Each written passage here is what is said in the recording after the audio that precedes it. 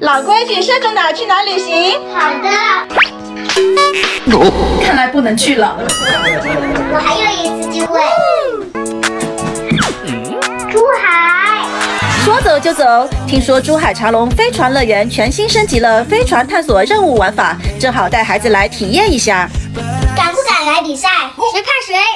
飞船酒店入住就可以领取手环，手机绑定手环，解锁飞船探索任务了。获取飞船金币的方式有6种，比如玩游乐设施就可以得飞船金币。每天金币积分排名前10的可以获得头号玩家、掼蛋仔派对和乐园礼品。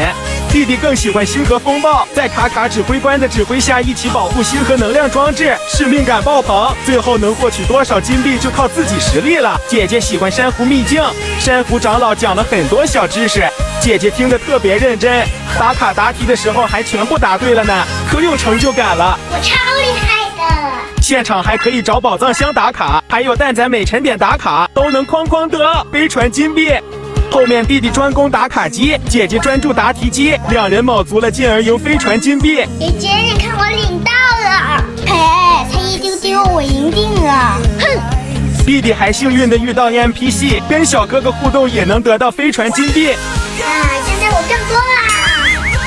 最终姐姐找到了最后一个打卡点反超，拿到头号玩家进行领奖。弟弟非常羡慕，有了这次的经验，下次一定也要拿到头号玩家。姐姐说和弟弟一起分享奖品。玩了一天，姐弟俩都还不知道累的。